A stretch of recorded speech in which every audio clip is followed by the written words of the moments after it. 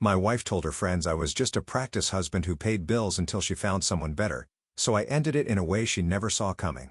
I'm 32, male, and I've been married to Haley, 29, female, for 3 years now. Up until last month I thought things were pretty solid between us. Sure, we had our issues like every couple, but nothing major. At least, that's what I thought. Here's some quick background.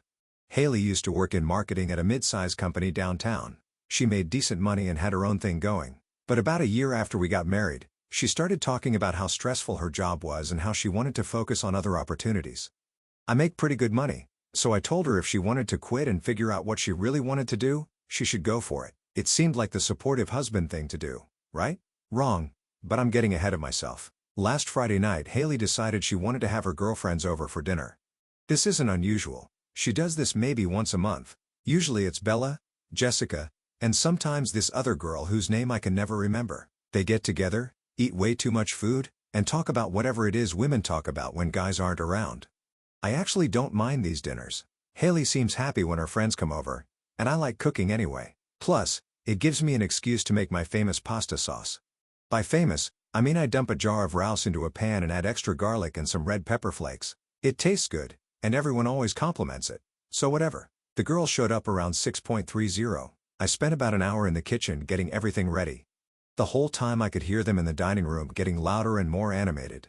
When I brought everything out, they were deep in conversation about some drama with one of Bella's other friends. Something about this girl dating her friend's ex or whatever. I wasn't really paying attention because, honestly, that kind of high school drama doesn't interest me. I set everything down, asked if they needed anything else, and went back to the kitchen to clean up and give them space. Haley always says her friends appreciate that I'm not hovering around trying to be part of their conversations. So, I'm in the kitchen loading the dishwasher and wiping down counters when I realize they've moved on to talking about relationships. Nothing unusual there either. That's like 80% of what they discuss. But then I hear my name mentioned, and I kind of tune in without really meaning to. That's when I heard it, clear as day. Haley said, "Honestly girls, Ann and he's just my practice husband until I find someone better."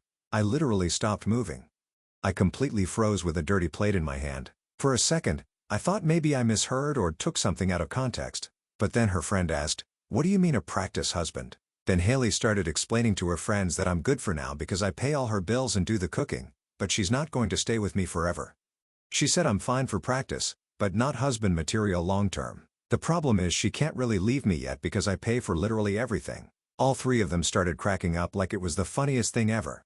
Meanwhile, I'm standing there in my own kitchen, holding dirty dishes, wondering if I actually heard what I think I heard. The worst part wasn't even what she said, it was how casually she said it, like it was just an obvious accepted fact that everyone already knew. She wasn't confessing some secret or asking for advice. She was just stating the situation like she might comment on the weather. I set the plate down carefully and just stood there for probably 2 full minutes, trying to process what I just heard. My wife of 3 years, the woman I've been supporting financially for the past 2 years, the person I cook dinner for every night and whose friends I've been entertaining in. My own house just told those friends that I'm practice, like I'm some kind of training wheel she's using until she's ready for the real thing. I thought about walking in there and confronting her right then. I thought about asking her to explain exactly what the hell she meant by practice husband, but something stopped me. Maybe it was shock. Maybe it was the realization that if I made a scene, her friends would never tell me what they really thought about anything ever again. But honestly, I wasn't really thinking. I was just standing there feeling like an idiot. How long had she been thinking this way? How long had her friends known? Was I the only person who thought our marriage was real? After they left, I waited about an hour. I figured I'd give her time to clean up and get settled before I brought it up. I didn't want to seem like I'd been sitting upstairs plotting or anything, though honestly, that's exactly what I was doing. When I finally went downstairs, she was loading the last few glasses into the dishwasher. She looked relaxed and happy, like she always does after hanging with her friends. I asked her straight up what that comment about me being practice was all about. She acted like she didn't know what I was talking about at first, giving me this blank look like I was speaking a foreign language. So, I spelled it out for her. I told her I heard what she said about me being her practice husband and how she can't leave because I pay for everything. That's when her whole demeanor changed. The confused act dropped, and she got this look on her face like I was being ridiculous for bringing it up. "Oh, that. Yeah, I said that. Do you have a problem?" Just like that. No sorry, no explanation. Just asking if I have a problem, like I'm being unreasonable for not wanting to be called practice. I looked at her for maybe 10 seconds.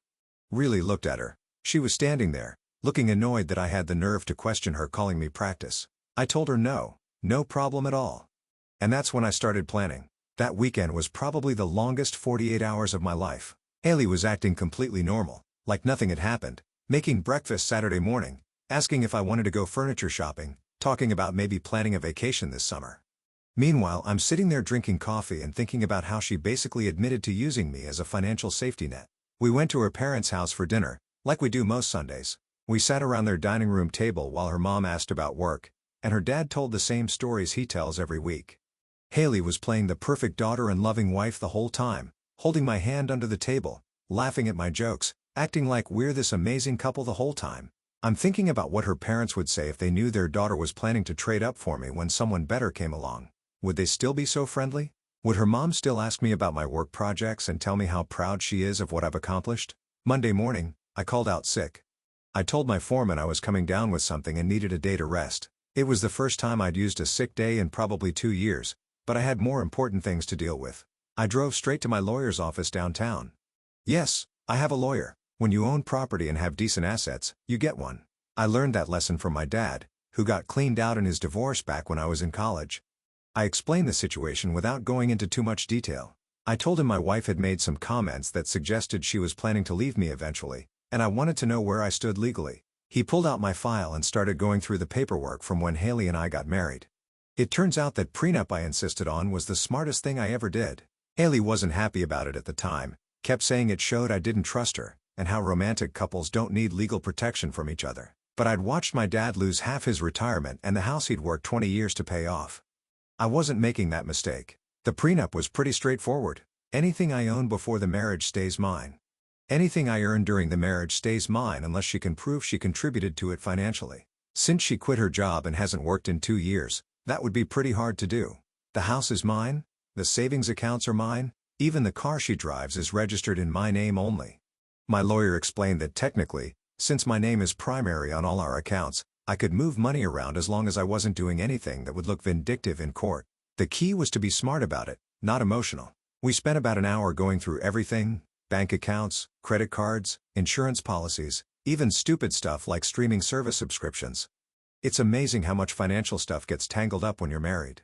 Most people don't realize how complicated it is to separate two lives that have been combined for years. The crazy part was realizing how much control I actually had. Every credit card was in my name with her as an authorized user.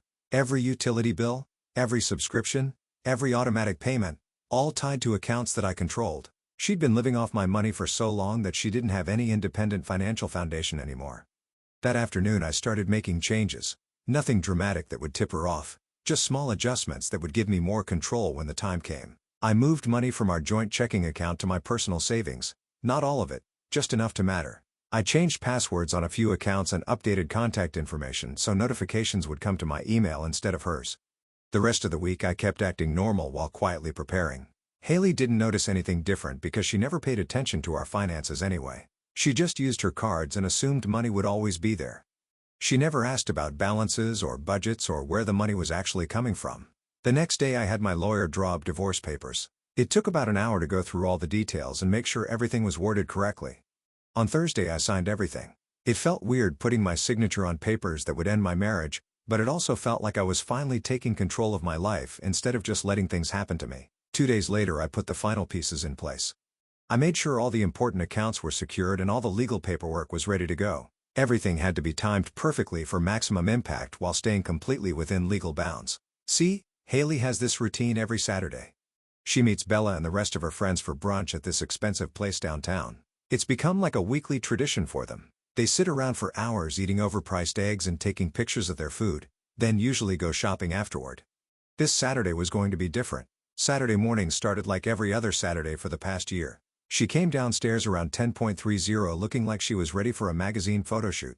She grabbed her keys off the counter and gave me a quick kiss goodbye. I told her to have fun and watched her drive away in the car that I pay for, wearing clothes that I bought, carrying credit cards that I'm responsible for the last time. As soon as her car disappeared around the corner, I made the call to cancel her remaining credit cards.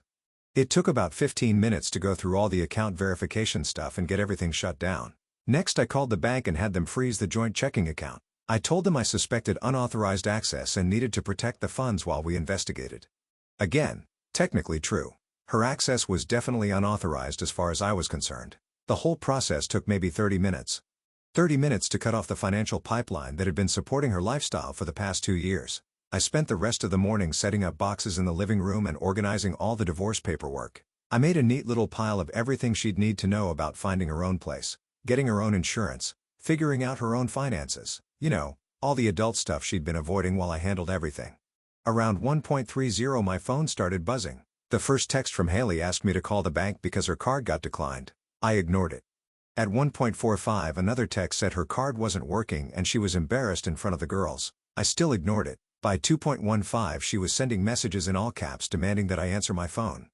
The desperation was already starting to show and she'd only been dealing with this for maybe an hour. Then she started calling. I let it go straight to voicemail. She called 6 more times in the next 20 minutes. Each voicemail got progressively more frantic and angry. The funniest part was when I got a text from Bella saying my wife was losing it at brunch because her cards weren't working. She actually used the laughing emoji. The same girl who'd been cracking up about me being practice was now watching Haley's world fall apart in real time. I texted back, asking if everything was okay, playing it like I had no idea what was happening. Bella said Haley was claiming there was some problem with the bank and she couldn't pay for anything.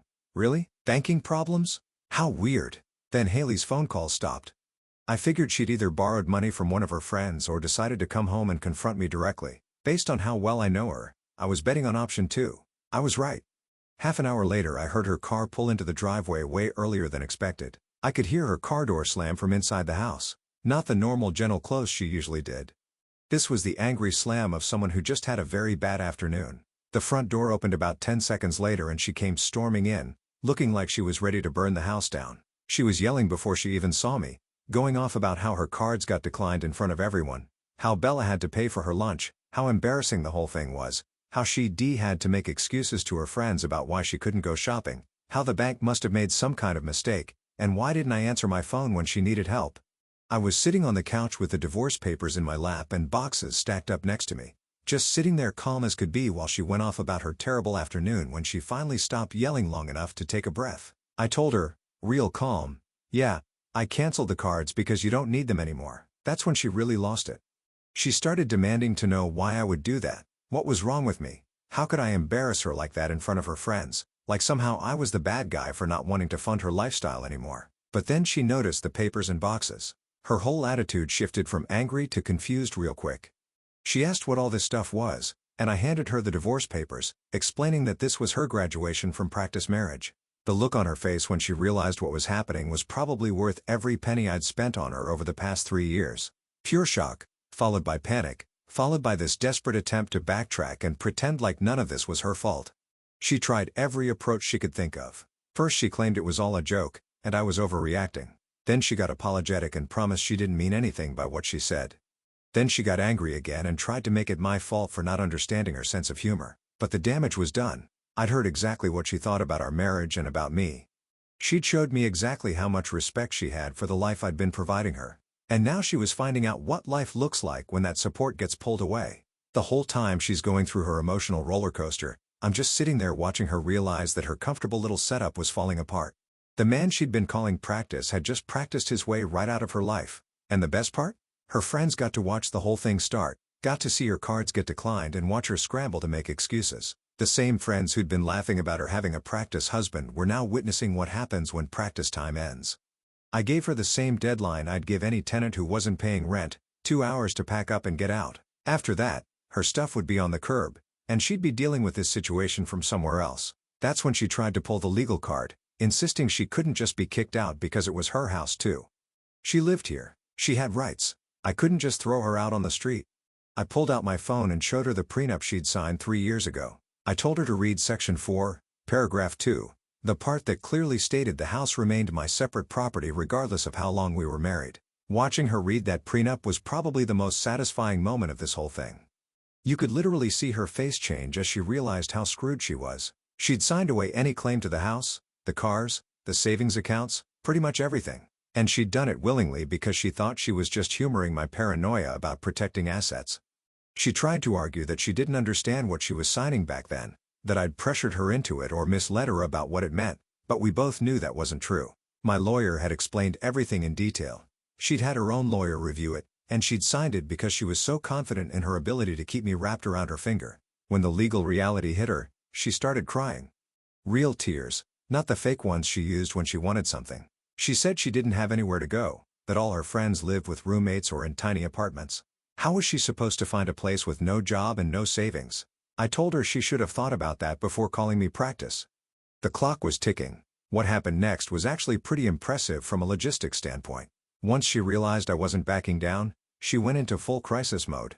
She started calling friends to see who could help her move or let her crash for a few days. She went upstairs and started throwing clothes into suitcases like her life depended on it. The funny part was listening to her phone calls. She couldn't exactly tell people the real reason she was getting divorced, so she had to make up some story about us having irreconcilable differences. A few of her friends offered to help, but you could tell they were confused about why this was happening so suddenly. Then she came downstairs with 2 suitcases and a bunch of random boxes, looking around the house like she was seeing it for the first time. This place she'd been living in for 3 years, treating like her personal hotel, was never going to be hers. She tried one last desperate attempt to change my mind. She stood there in the living room with all her stuff packed, telling me how this was crazy and we were throwing away 3 years of marriage over something stupid, she said. How people make mistakes but they work through them together. I told her it wasn't stupid, it was honest. She'd finally told the truth about how she saw me in our marriage. I was just acting on that information. The thing that really got to her was how calm I was through the whole thing. She kept expecting me to get angry or emotional or give her an opening to turn this into a big fight where she could play the victim. But I just stayed matter-of-fact about everything. This was business now, not personal. Then her ride showed up. Bella, driving some fancy SUV. She looked uncomfortable as hell, probably wondering what she'd gotten herself into by agreeing to help. The same girl who'd been laughing about the Practice husband comment a week ago was now witnessing the aftermath.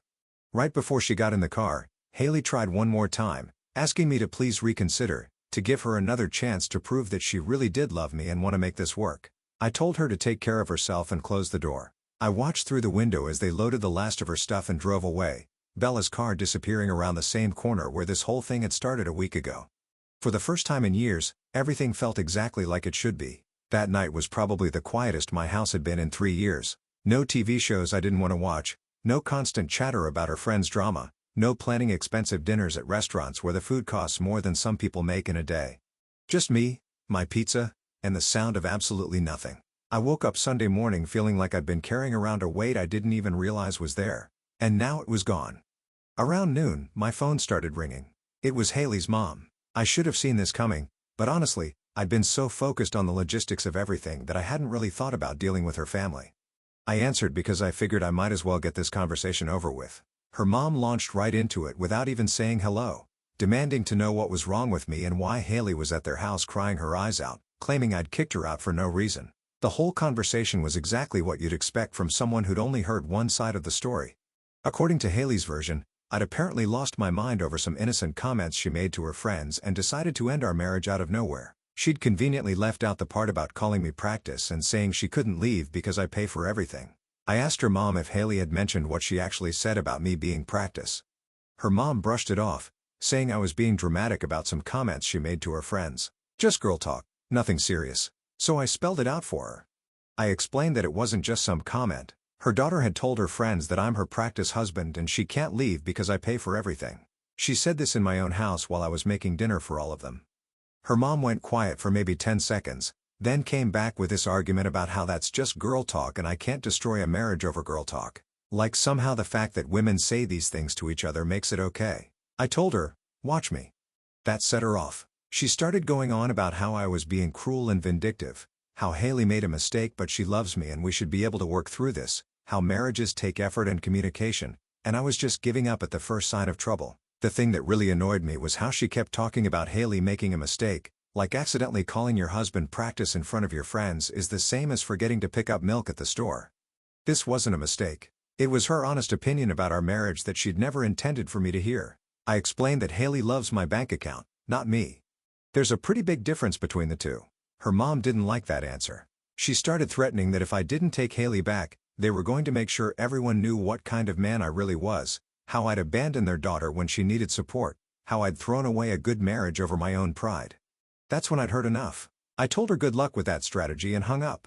Then I blocked her number because I didn't need to hear any more lectures about what a terrible person I was for not wanting to be. About an hour later, Haley's dad started calling.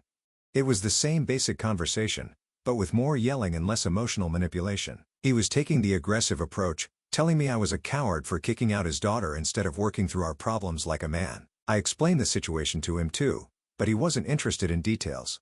He just kept repeating that real men don't give up on their marriages, and I was being weak and selfish. Apparently, real men are supposed to be okay with being called practice as long as they're married. I blocked his number too. Then Haley's sister started texting long messages about how disappointed she was in me, and how I was breaking up the family over something petty, how Haley was devastated, and I was destroying her life because my ego couldn't handle one stupid comment. I blocked her too. By Sunday evening, I'd basically cut off contact with Haley's entire family. Not because I couldn't handle their criticism, but because none of them seemed to think there was anything wrong with what she'd said. They were all more upset about me leaving than they were about her treating our marriage like a temporary arrangement. Monday morning, my own parents called. My mom started off asking if I was doing okay because they'd heard about me and Haley separating. Word travels fast in families, especially when someone's telling their version of events to anyone who will listen. I explained the whole situation from the beginning. My dad's response was exactly what I needed to hear. He said, "Good for you." He admitted they'd never really liked how Haley treated me anyway, saying she always seemed like she thought she was better than everyone and acted like she was doing me a favor by being married to me. My mom agreed, saying they'd bitten their tongues for 3 years because I seemed happy, but they could tell that girl was using me. They said they'd seen it from day one but didn't want to interfere in my marriage. Finally, some support from people who actually cared about me, instead of just taking Haley's side automatically. My dad asked if I needed anything or wanted them to come stay with me for a few days while I got used to being on my own again. I told them thanks, but I was actually doing fine. Better than fine, honestly. For the first time in years, I felt like I could just exist without having to worry about someone else's mood or agenda or expensive habits. The conversation with my parents made me realize something important. The people who really knew me and cared about me weren't surprised by any of this. They had been watching Haley take advantage of me for years, but respected my choices enough not to say anything unless I asked. Meanwhile, Haley's family was acting like I was the villain for not wanting to be treated like a temporary placeholder, like I should be grateful for the privilege of funding someone's lifestyle while they openly planned to trade up when something better came along. The difference in reactions told me everything I needed to know about whether I'd made the right decision. My family was relieved that I'd finally stood up for myself. Her family was mad that their meal ticket had dried up. The next day, I changed my relationship status on social media and updated my emergency contacts at work. Small things, but they felt significant, like I was officially reclaiming my life instead of just sharing it with someone who didn't really want to be there. By the end of the week, the dust had mostly settled. Haley's family had stopped trying to contact me, probably because they realized I wasn't going to change my mind. My own family was checking in regularly but giving me space to process everything on my own timeline. The house felt completely different, not empty, just peaceful. Like I could finally relax without worrying about someone judging my choices or planning their exit strategy behind my back. I was starting to remember what it felt like to just be myself, instead of trying to be whatever version of myself someone else wanted me to be. Then I got a text from Bella. "Hey Anthony, hope you're doing okay. Can we talk? I'm really confused about what happened with you and Haley. Give me all the tea." The audacity was unreal. This was the same girl who'd been laughing when Haley called me practice at that dinner. She'd been there for the conversation that started all this. She knew exactly what happened. I deleted the message and blocked her number. 3 weeks went by without a single word from Haley. No texts, no calls, no random drive-bys or attempts to get my attention through mutual friends. For a while, I thought maybe she'd actually accepted that it was over and moved on with her life.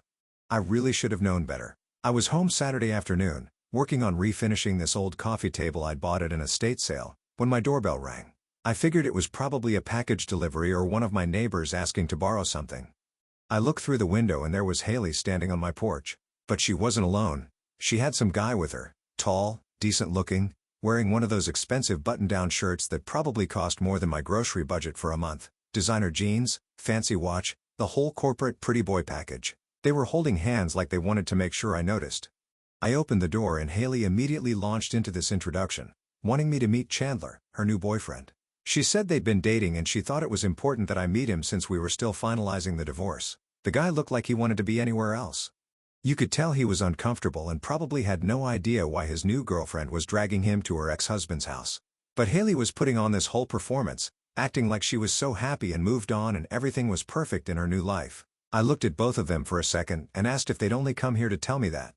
It was a simple question, but it cut right through whatever game she was trying to play. Chandler immediately looked at Haley like he was confused about what was actually happening. She started getting flustered, saying she wanted me to see that she was doing fine without me and had found someone who really appreciated her.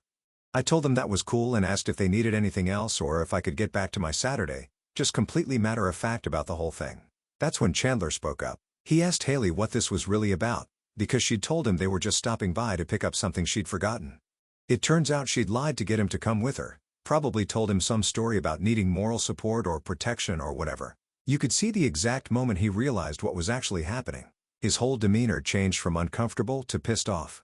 He started asking if she'd brought him here to make her ex-husband jealous and whether she was serious right now. Haley tried to backtrack, but the damage was done. This guy had figured out that he was being used as a prop in whatever drama she was trying to create. He dropped her hand, took a step back and told her he wasn't doing this. He said she could find her own way home and walked back to his car, just left her standing there on my doorstep looking stupid while he drove away. The whole thing took maybe 3 minutes from start to finish. Her big plan to make me jealous had backfired completely, and now she was stranded at my house with no ride and no backup plan. "Are you happy now?" she said. Like somehow this was my fault that her scheme had blown up in her face, like I'd forced her to lie to some guy and drag him over here for this pathetic display. I didn't say anything, just stood there waiting to see what she'd do next.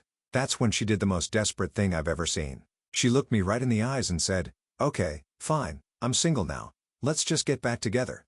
We can start over and pretend none of this ever happened." I actually laughed out loud. I couldn't help it. Here's this woman who'd called me practice, put me through 3 years of being treated like a placeholder, brought another guy to my house to try and make me jealous, and now she wanted to get back together because her rebound had ditched her on my doorstep. The audacity was incredible. She really thought I'd been sitting around waiting for her to come back, that I'd just been killing time until she was ready to give our marriage another shot, like I should be grateful that she was willing to settle for her practice husband again now that her upgrade plan had failed.